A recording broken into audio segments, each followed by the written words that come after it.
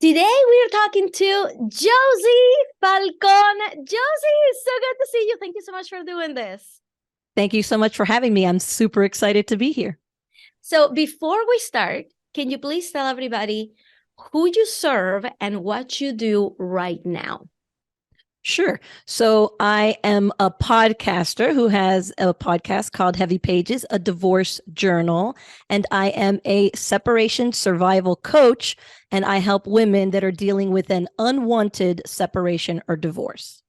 Now, if everybody goes to your podcast right now, they're going to see you recounting basically what you went through in your divorce and reading from your journal that was contemporaneous. So I think everybody's like, if you are going through a separation, if you know somebody's going through a separation, just give them this podcast, the Heavy Pages podcast, and you get into some very personal things in there. And I wanted to start with, can you please share with everybody what your divorce story was? And then we're going to get into how did you get into the world of coaching and how did that come about? So tell us a little bit about your background. Sure. So my background is I am Puerto Rican. I am actually the first member of my entire family to be born in the United States, as in, continental United States, because my parents moved from Puerto Rico. My mom was pregnant with me, but I'm the first of the family. So I think that's really cool. Everybody followed afterwards, but I'm the first. So, which brings us into where your podcast actually begins, which is your parents, coming from a Puerto Rican background, coming from a Latino background, it's a very Catholic Catholic culture. I grew up with it. You grew up with it. What was that like growing up with a family that was so religious? Right. Well, I mean, it affected me greatly. I believed in everything that they taught me. I had the Catholic guilt. That's what I'm going to call it. I had a lot of Catholic guilt, and I was always scared of eternal damnation. So I followed the rules as best as I felt I could, so that I would be right with God and the Virgin Mary, because the Virgin Mary was a very big deal. So that's how they were, and that's kind of how I tried my best to be. It didn't quite work out that way. Let's talk about it. Let's get into it, Okay. because this is really an integral part of your story. Right. We can't even get into why you do divorce survival, separation survival coaching without talking about your own separation survival story. Right. And it really started at that early age when you had this culture around you, this societal norms around you that, hey, Right. you don't go to your boyfriend's apartment. What will people say when Right. they see you walking out of that apartment? Right. You don't sleep over anywhere. You don't, no, like none of that happens. Can you Right. tell us what, like, can you start giving us a little bit of a taste Yes. of what it was like when you had relationships and how Sure. that, how that jived Absolutely. with your family? Absolutely. Well, I was not allowed to have boyfriends. They didn't give me a date of when I was allowed. I just wasn't allowed. So I wasn't sure when I was allowed. And at 16, I had my first boyfriend, and I told my parents that I met him, and okay, I have a boyfriend, and they're like, okay, but obviously I was not allowed to go anywhere with him. I could not see him anywhere. They did let him come to the house once, but I wasn't allowed to go to the movies. I wasn't allowed to go anywhere. And so this first boyfriend lasted like 2 months, because he's like, bro, I'm 16. I want to go out with the girls. There's things, of course, that 16-year-old boys would like to do. And there was no opportunities to do any of that with me, because I was not allowed to be alone with him. So he broke up with me. It was sad. I cried. But I'm like, you know what? I know that I have value. I know what I'm worth. And if you want to go find something else, cool. That's fine. So I was very secure in that. I would love for you to tell us a little bit of how you subsequently met your future husband. Right, right. Well, I met him on this little thing called America Online back in 1994. Which I thought was Now, amazing, by the way. We didn't even have America Online until like 1997. So I'm like, really, what? yeah, I That's was on the awesome. cusp. Yeah. So you were like in the avant-garde. You were Yes, in the morning, in the right beginning stages of it, and it was great. It was a great time then because it was just really genuine people wanting to talk to other people and checking out this cool thing that was happening. So there weren't a lot of weirdos back then, which yeah. good. It was just people really checking it out. And so I happened to be chatting online.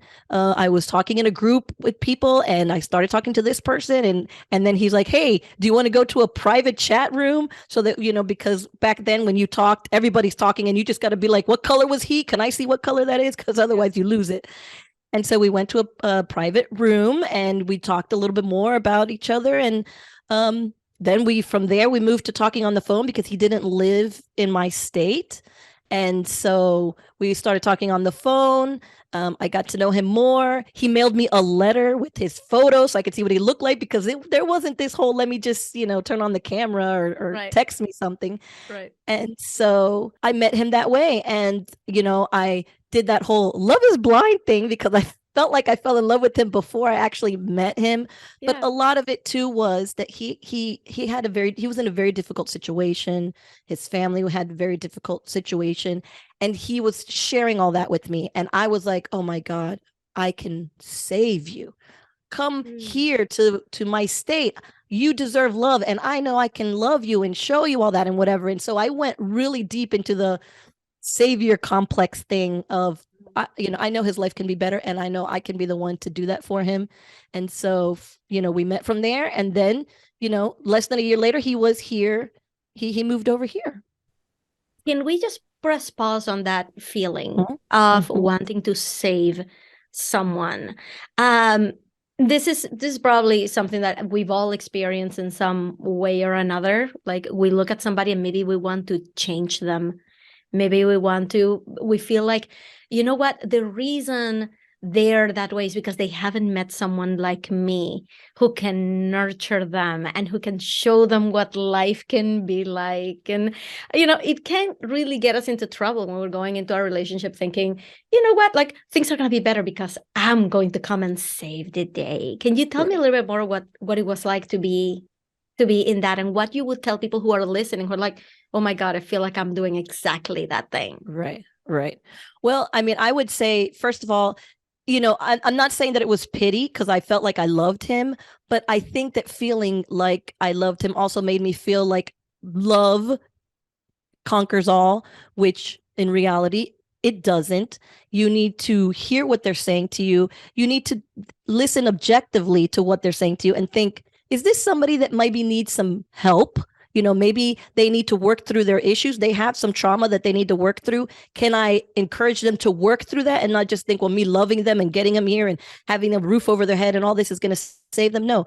Can I encourage them? The conversation should have been, how do you feel about therapy? If you come here, maybe we can get you into some therapy and we can, work through some of these things.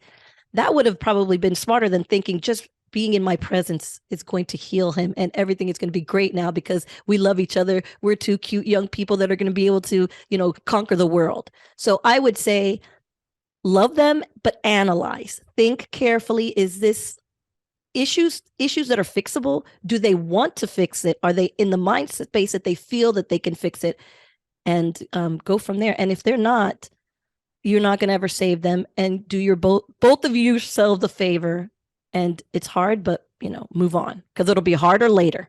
Right. Yeah, it's one of those things that you really have to be able to realize that solving that kind of psychological problems, or like back trauma that the person may have come with, is not something that is really up to us as non-professionals, members of our relationship, to try to resolve. Like it's hard for professionals to do it, right? Like we can't really put that kind of pressure on ourselves. So I'm actually going to go ahead and do this, that in the show notes I'll put some resources. If you feel like your partner needs some help or they need to talk to someone, I'll go ahead and put some links in the show notes so that they can do that. Or if you feel like you need some help, Absolutely. and talk to someone and work through some of your stuff so that your relationships can be healthier, it really starts with you. So I'm so glad that you shared that with us. So your boyfriend finally moves to Florida for you, and Right. you move in together. We do, because I didn't plan on moving in with him. I planned on setting him up and helping him find a place to move to. But my parents told me, you are not allowed to go to his apartment. By this time, I was 21, almost 22, and I had just lost a boyfriend that I had been with, that I cared for, because my parents kept putting, and I said, this is ridiculous. I said, first of all, I'm not going to lie to you. I'm not going to sneak. So if the rule is that I can't go to his apartment and you guys don't trust me, I'm just going to move in with him, because I'm not going to go to his apartment and then lie to you guys. And then I'm not going to not go to his apartment. So I told him I was moving and I was going to move in with them, and they were not happy. My mom pretty much stopped talking to me. My dad helped me move, but didn't refuse to meet him. I couldn't have even fathomed going to my parents and telling them I'm moving out and I'm moving in with my boyfriend. Can you please tell us how that decision happened? How was that the best choice at the time? And you rationalize, I think I'm just gonna bite the bullet and do it. Yeah. Well, I mean, I rationalized it because for a few different things. He was going to have to come up with the money to rent an apartment. He was moving here. He didn't have a job, even though he found a job pretty much before he came here, but it wasn't, it was a job. It wasn't like a career or whatever. I had a job. I'm like, together we can afford an apartment more than you can afford it by yourself. Logistically, it makes sense. If my parents are telling me that I'm not going to be allowed to go see you at your apartment and you're moving to Florida for me, that makes zero sense. It makes sense for me to do this. And I have a very strong personality. I have a sister who was like, older sister who was like, oh my God, I cannot believe that you're doing this. Are you crazy?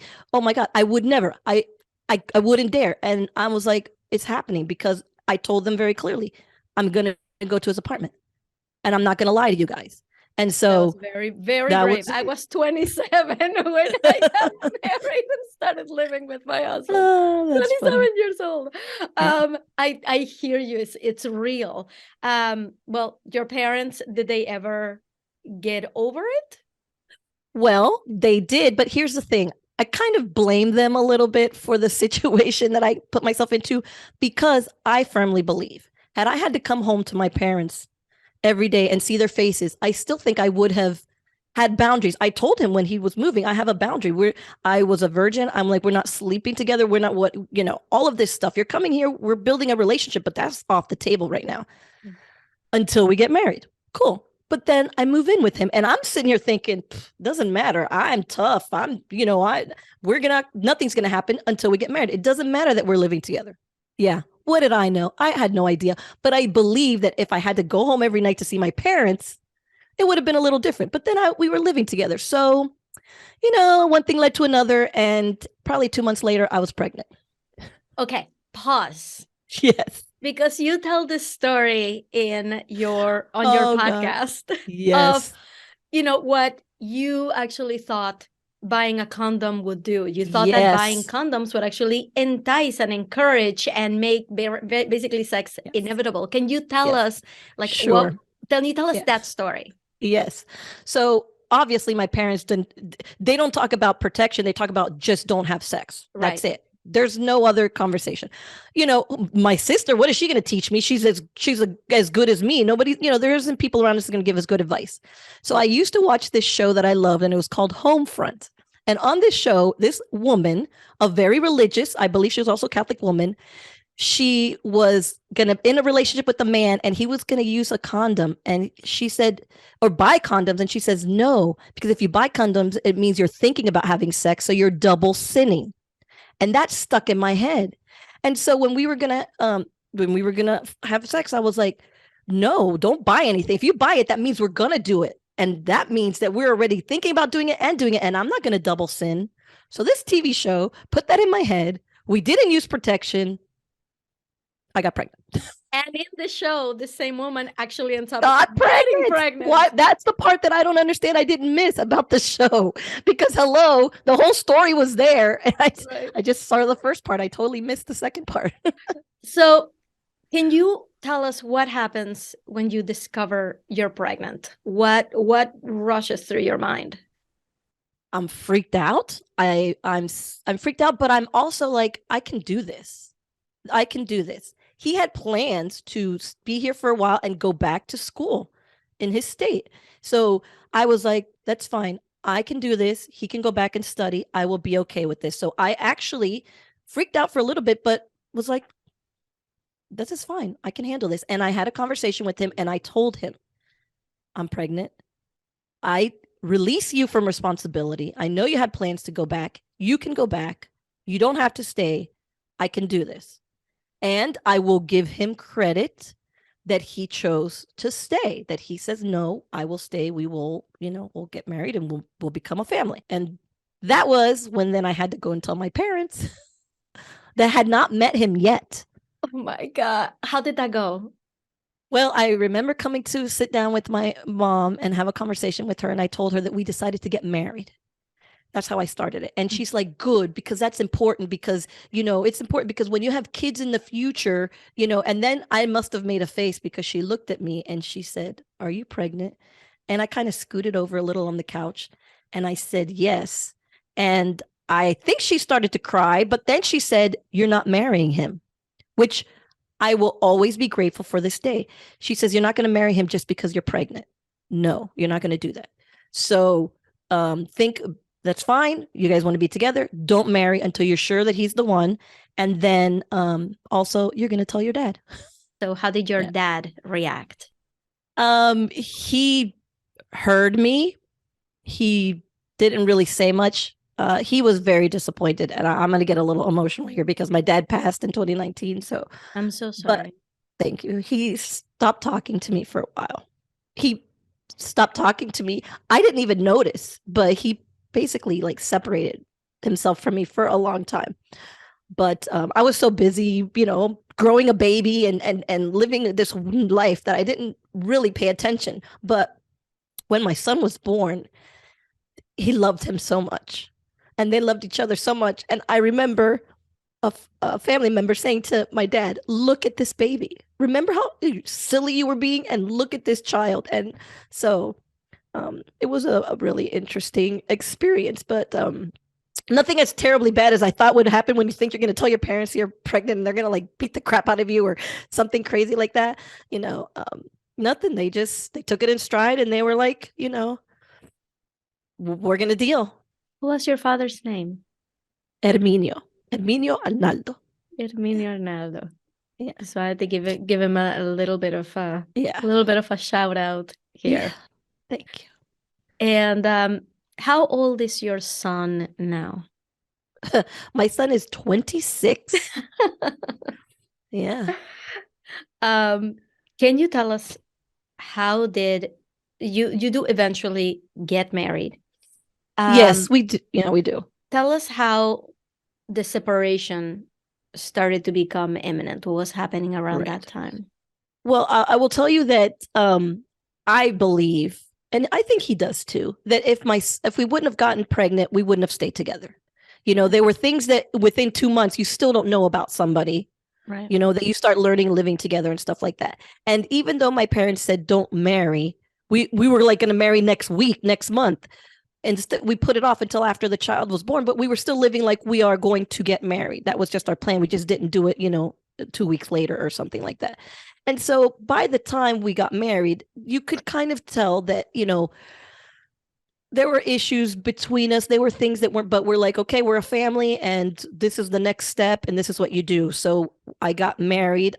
When I got married, like I had mentioned, I had a very high self-esteem. I was the one working and he had, because he just moved here and hadn't finished college, he had jobs, but not career, but he started really quickly getting good jobs. I worked up until I had my son. And then the plan was I would be the stay-at-home mom and he would take care of our son. I would take care of our son. He would work.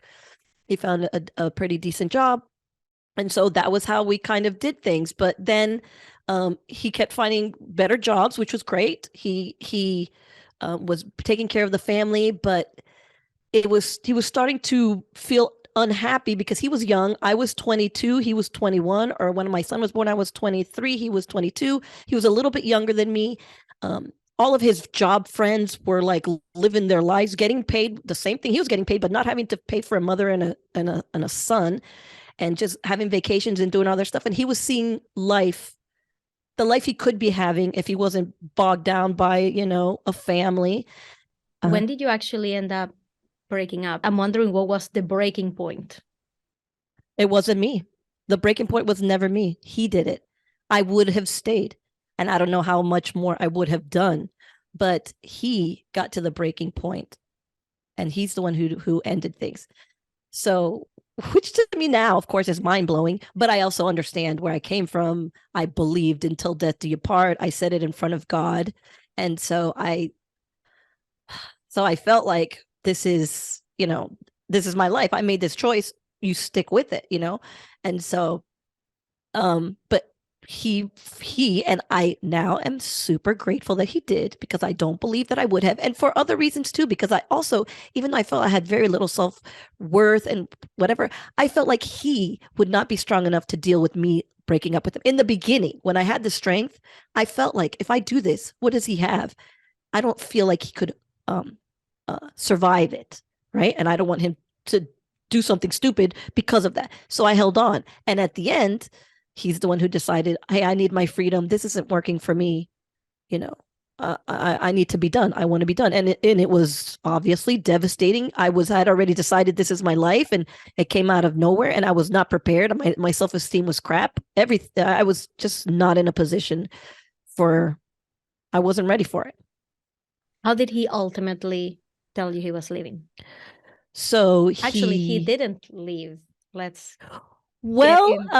yes, he actually did leave. At first, he said he wanted a break. This was a conversation. I want a break. And I'm like, okay, well, what does that mean? Well, I just need some time. Okay, so what we did was, first of all, we were financially a mess because we were terrible with money. And so he said, I think, I'm like, what do you want to do? What should we do? And I'm here thinking what to do. Okay, so I said, we can afford for you to go and stay at like an extended day for, a week, a couple weeks, because I think a couple weeks is enough for you to realize, what am I doing? I'm crazy, So we'll do that. You go there, stay a couple weeks, analyze, have your time, and then we'll figure it out. So he did. He left. He went and stayed down the road at a place. He started taking salsa classes in that time when really I had only budgeted for this thing, and he's over here spending money on that stuff. And I'm like, what are you doing? This is not in the budget. But he was really taking advantage of, let me see how I feel being free. And so he went, he did that. We couldn't sustain it. He came back and he still wasn't ready. And so I'm like, you know what? My mom is only 20 minutes away. We can't afford to do this. I'm going to go. Since you have, poor you have nowhere to go, I will leave our huge house with my son and leave all of that to you, which is one of the biggest mistakes that I made in this whole process that I always regret. I wish I hadn't done that, but I was still in the thing of, let me make it easy for him. Let me show him that he's wrong. Let me, I don't want to put him out, even though he's the one who wants this. I'm not going to make him go figure out what to do. Let me just go to my mom's house and leave this, this house and all this space just for him. Yeah. So where does the process to reconstruct yourself start?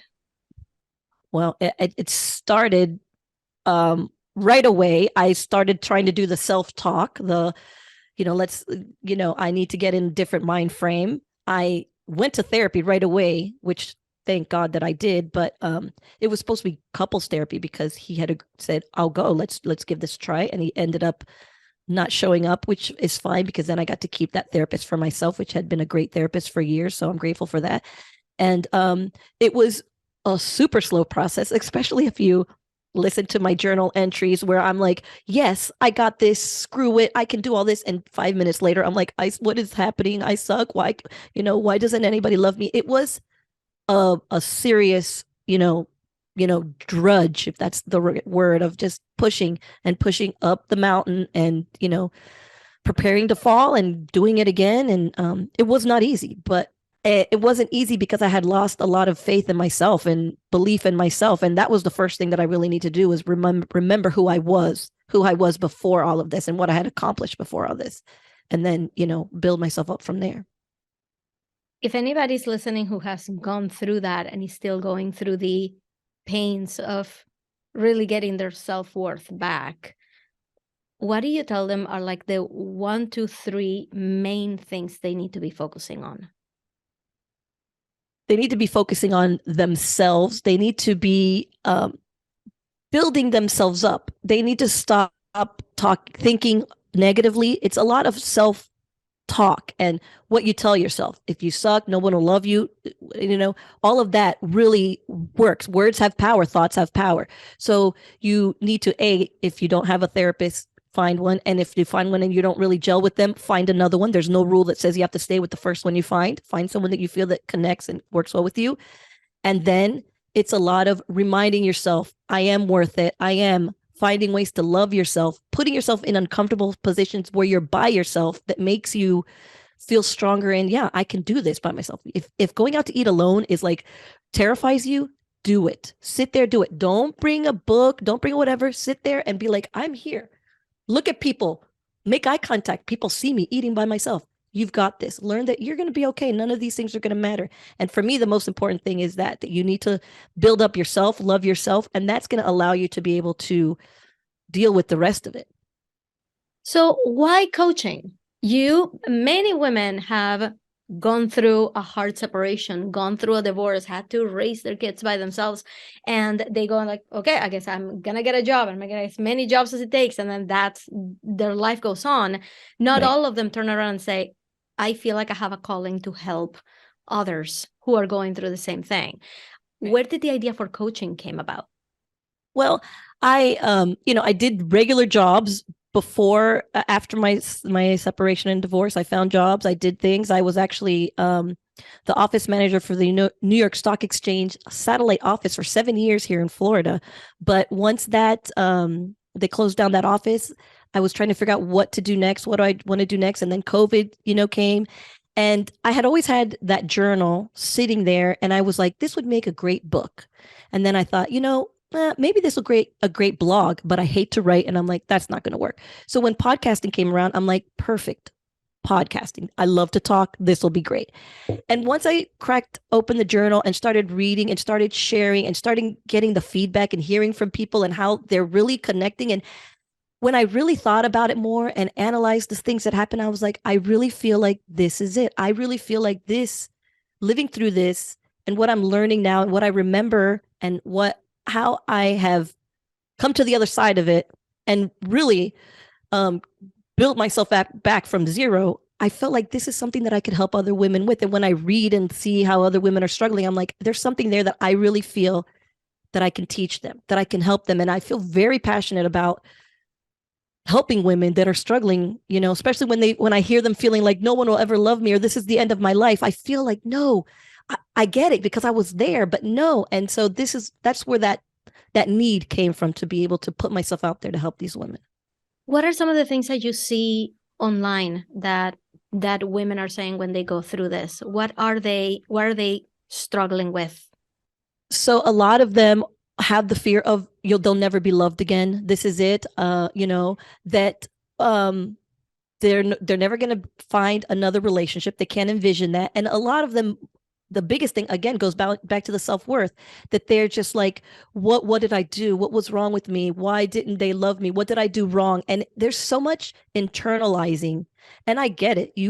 Nobody's perfect. I recognize that I did things in my relationship that caused it to happen. I'm not saying that I was completely blameless, but the taking it all in personally and I must have been it. I was the problem because now he's moved on and he found somebody else, so it must have been me. Those are the things that I see a lot of women struggling with, the lack of self-worth. It's so prevalent. That's one of the biggest things that I see. And that's such an important message, that one mistake cannot define the rest of your life. One situation cannot define the rest of your life, and there could be so much more out there for you. And right. Doing that internal work is just the key. Is the foundation. Is the first stone. Absolutely. And for me, I spent 5 years by myself with my son, and those were like the best years of my life. I'm not going to lie. I mean, those were great. Knowing that I was responsible for everything. I didn't have to, somebody didn't have to take out the garbage for me, things that you think, oh, how am I ever gonna? Nobody was washing a car for me. No one was paying my bills. I was doing it all. I was doing it great. I was thriving. It's like the best feeling in the world. I think every woman should experience feeling just being able to do it all and be like, I can do it all. A husband and a partner is a bonus. It is a bonus. It's not what you need to define yourself or the only way that you can survive and be a productive member of society, in my opinion. Yeah. What do you think if women are out there listening and they're like, oh, it sounds like Josie found her path through podcasting? What would you say to someone who's considering maybe getting into it and start to share their story? What are some pitfalls that maybe they are not going to be able to predict, but that you found? I mean, I say go for it. Now, I will be honest and say, to this day, I do not believe that my ex knows that I have a podcast. I have a whole separate, different persona. Most of my friends and family do not know that I have a podcast because what I am sharing is a little cringy. It's not really something that I want, my cousin to listen to and then, sit down and meet and be like, oh yeah, I heard your podcast. I would prefer that not happen. When they find it, and that's fine.